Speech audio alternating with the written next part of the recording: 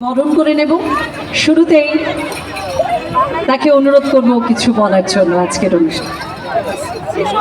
সবার প্রথমে যেটা না বললেই নয় সেটা হচ্ছে ভীষণভাবেই আপনাদের সকলকে ধন্যবাদ এবং থ্যাংক ইউ। আর থ্যাংক ইউ, তুমি এত ভালোভাবে ইন্ট্রোডিউস করলে আমাকে, তার জন্য অনেক অনেক অনেক ধন্যবাদ তোমার। Thank you so much. আমার মনে হয় যে যতটা তুমি খুশি তার থেকে অ্যাকচুয়ালি আমি বেশি খুশি যে আমি এখানে আসতে পেরেছি এবং এত মানুষ অপেক্ষা করছে, তাদের সঙ্গে দেখা করতে পেরেছি। অসংখ্য ধন্যবাদ আপনাদের সবাইকে এবং সবাইকে সবার প্রথমে শুভ দীপাবলি। আশা করি আপনাদের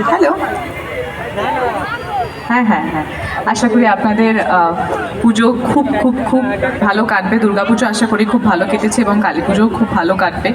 আর আমি যখন আসছিলাম গাড়িতে, আমি আস্তে আস্তে দেখছিলাম এই মণ্ডপটাকে, খুব ভালো লাগছিল দেখে। আর আমি অ্যাকচুয়ালি এখন ভেতরে পুরোটা ঘুরে দেখার জন্য আরও বেশি আমার এক্সাইটমেন্ট হচ্ছে। So thank you so much আজকে আমাকে এখানে আহ্বান করানোর জন্য। এবং আমি খুব তাড়াতাড়ি প্যান্ডেলে যেতে চাই অ্যাকচুয়ালি।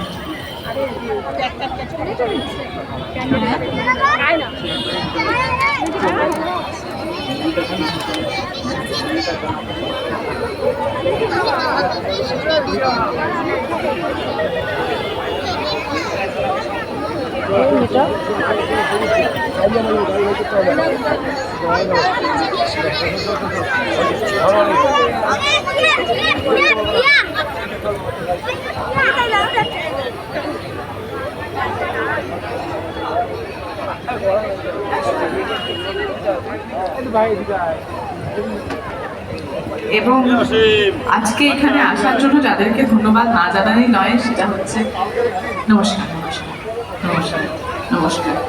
বিধান বিশ্বাস মহাশয়, সুব্রত গুহ এবং অবশ্যই নিকিতা জোনাকি সঙ্গে।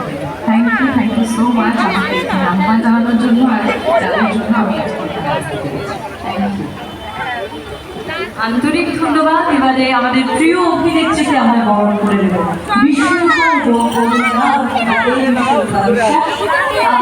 অভিনেত্রীকে বরণ করে নিচ্ছি আমি। আমাদের যে বরণটা আজকে আছে বিশ্বরূপাকে ফুলের সৌরভ ছড়িয়ে পড়ুক এবং আগামী জীবন